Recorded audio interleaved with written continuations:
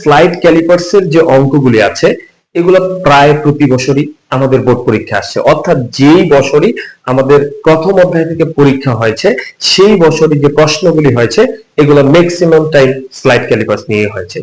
এবং স্লাইড ক্যালিপার্সের যে তিনটা সূত্র আছে এই তিনটা সূত্র দিয়ে মূলত আমাদের সিকিউ এবং এমসিকিউ সলভ করতে হয়েছে।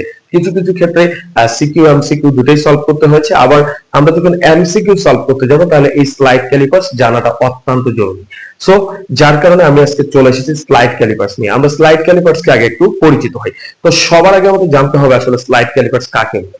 আমি যদি বলি ভাইয়া স্লাইড ক্যালিপার্স কাকে বলে, তাহলে আমরা বলবো যে যন্ত্রের সাহায্যে যে কোনো বস্তুর নিখুঁত পরিমাপ করা সম্ভব, যে যন্ত্রের সাহায্যে যে কোনো বস্তুর নিখুঁত পরিমাপ করা সম্ভব বা যে যন্ত্রের সাথে ক্ষুদ্রাতি ক্ষুদ্র বস্তুর নিখুঁত পরিমাপ করা সম্ভব তাকে বলা হয় স্লাইড ক্যালিপার্স। তো আমার পিছনে আমরা দেখতে পাচ্ছি বোর্ডের মধ্যে একটা স্লাইড ক্যালিপার্স রয়েছে, এই যে এটাই হচ্ছে আমাদের স্লাইড ক্যালিপার্স। তো ভাই আমরা একটু স্লাইড ক্যালিপার্সটাকে একটু দেখি। তো স্লাইড ক্যালিপার্সের মূলত দুইটা অংশ রয়েছে। স্লাইড ক্যালিপার্সের ভিতরে দুইটা স্কেল রয়েছে। কয়টা স্কেল ভাইয়া? দুইটা। নাম্বার ওয়ান, এক নম্বর যে স্কেলটা এটা হচ্ছে প্রধান স্কেল। এখন যদি বলি ভাই প্রধান স্কেল কোনটা, যেমন দেখো এইখান থেকে 20 সেন্টিমিটার পর্যন্ত আমরা একটা স্কেল দেখতে পাচ্ছি না, এই যে এখানে, এটাকে বলা হয় প্রধান স্কেল। আর এখানে আরেকটা স্কেল রয়েছে যে স্কেলটার নাম হচ্ছে ভার্নিয়ার স্কেল। এখন যদি বলি ভাইয়া ভার্নিয়ার স্কেল কি, ভার্নিয়ার স্কেল হচ্ছে এই প্রধান স্কেলের উপরে এই যে মুভিং করা যায় যে স্কেলটা, এই যে দেখো এটার নাম হচ্ছে ভাইয়া ভার্নিয়ার স্কেল। এখন যদি আমি বলি ভার্নিয়ার স্কেল কোনটা, তাহলে এই যে স্কেলটা প্রধান স্কেলের উপরে থাকে, আবৃত থাকে এবং যে স্কেলটাকে সরানো যায় এটাকে বলা হয় হচ্ছে আমাদের ভার্নিয়ার স্কেল। আর প্রধান স্কেল কোনটা, প্রধান স্কেল হচ্ছে ভার্নিয়ার স্কেলের ভিতরে যে স্কেলটা থাকে সেটাকে বলা হয় হচ্ছে আমাদের প্রধান স্কেল। তাহলে আমাদের ভাইয়া একদম ক্লিয়ার, একটা স্লাইড ক্যালিপার্সের মধ্যে দুই ধরনের স্কেল থাকে, একটা হচ্ছে প্রধান স্কেল আর একটা হচ্ছে ভার্নিয়ার স্কেল। আশা করি বিষয়টা ক্লিয়ার। এবার প্রশ্ন হচ্ছে ভাইয়া এখানে অঙ্ক কিরকম হয় আর আমরা সূত্রগুলো কিভাবে দেখবো। দেখো এখান থেকে আমরা মূলত তিনটা সূত্র পাই।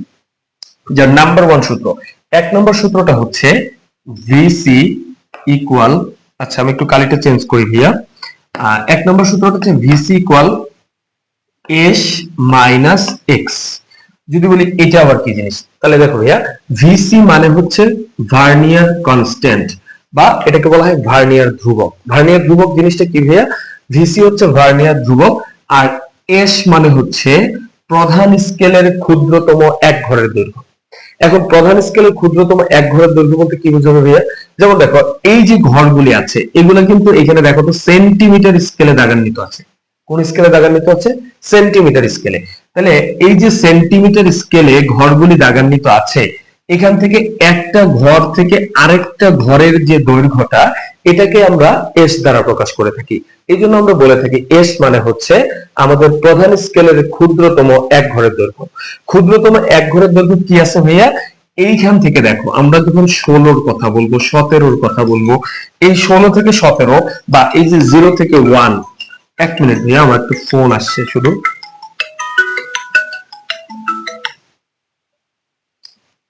আচ্ছা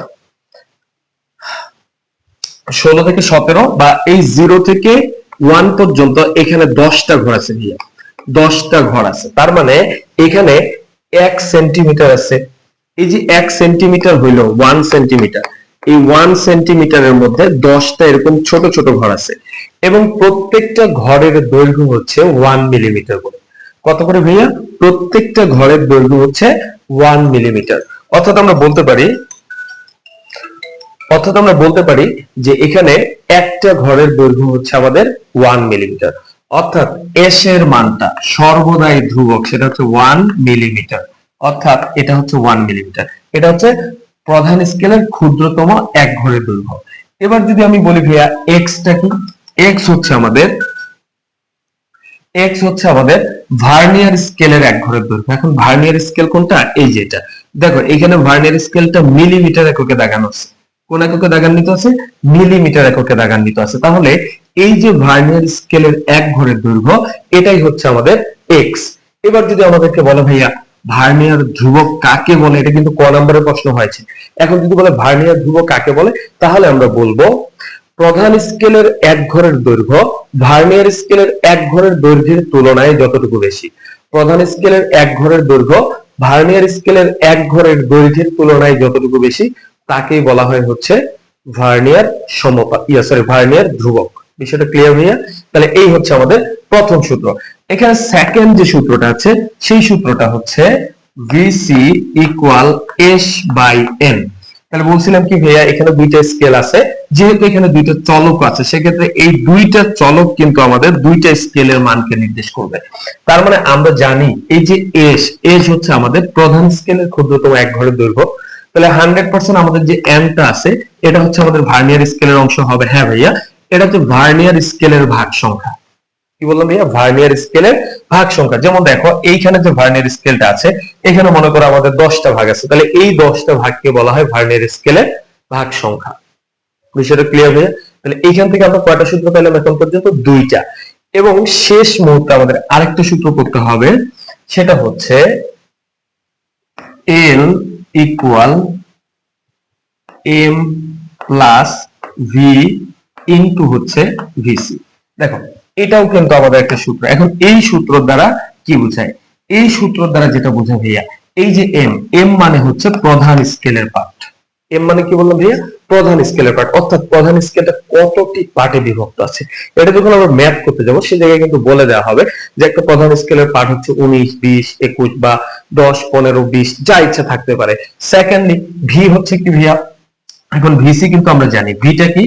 ভি হচ্ছে ভার্নিয়ার সমপাতন। ভিটা কি ভাইয়া? ভার্নিয়ার সমপাতন। এখন যদি আমি বলি যে ভার্নিয়ার সমপাতনটা কি? ভার্নিয়ার সমপাতন হচ্ছে আমরা যখন এই ভার্নিয়ার স্কেলটাকে প্রধান স্কেলের যে কোনো জায়গায় রাখবো, এই যে দেখো আমি এটাকে যখন এই জায়গায় রাখবো বা এখান থেকে যখন এইখানে রাখবো, মানে আরেকটু সামনে নিয়ে যাব, তখন এই যে ভার্নিয়ার স্কেলের একটা ঘর প্রধান স্কেলের যে কোনো একটা ঘরের সাথে মিলে যাবে। কি বললাম ভাইয়া? এটাকে যখন আমি মুভ করে যে কোনো জায়গায় রাখি না কেন, যে জায়গায় রাখি সে জায়গায় কি হবে? প্রধান স্কেলের একটা ঘর এবং ভার্নিয়ার স্কেলের এক ঘরের সাথে মিলে যাবে। এই যে যেই ঘরটা এখানে মিলে যাবে ওইটাকেই বলা হয় ভি, অর্থাৎ ভার্নিয়ার সমপাতন। যেমন আমরা যদি একটু লক্ষ্য করি, এখানে যদি জুম ইন করি তাহলে আমরা যেটা দেখতে পাবো, আচ্ছা দেখো ভাইয়া এই জায়গায় আমি এটাকে একটু দেখি জুম ইন করে, তো দেখো তো আমাদের এই জায়গায় যে ওয়ান ঘরটা আছে না, ওয়ান দাগটা, এই ওয়ান দাগটা কিন্তু আমাদের প্রধান স্কেলের এক ঘরের সাথে একেবারে হুবহু মিলে গেছে। তাহলে এই যে ওয়ান, এক ঘর প্রধান স্কেলের সাথে হুবহু মিলে গেল, এটার নাম, এটার মানই হচ্ছে ভি এর মান, অর্থাৎ এটাকে বলা হয় ভার্নিয়ার সমপাতন। যদি বলি ভার্নিয়ার সমপাতন কাকে বলে, তাহলে আমরা বলবো ভার্নিয়ার স্কেলের কোন একটি ঘর প্রধান স্কেলের যে ঘরের সাথে মিলে যায়। অর্থাৎ আমরা বলতে পারি প্রধান স্কেলের একটি ঘর ভার্নিয়ার স্কেলের যে ঘরের সাথে মিলে যায় সেটাকে বলা হয় হচ্ছে ভার্নিয়ার সমপাতন। আশা করি বিষয়টা ক্লিয়ার হয়েছে। এই তিনটা সূত্র দিয়ে আমাদের অ্যাভেলেবেল অঙ্ক করতে হবে, এমসিকিউ করতে হবে এবং সিকিউ এর অঙ্ক করতে হবে। ইনশাআল্লাহ আমরা সামনে অঙ্কগুলো করব। সে পর্যন্ত সবাই ভালো থাকবেন, সুস্থ থাকবেন। ধন্যবাদ সবাইকে। আসসালামু আলাইকুম।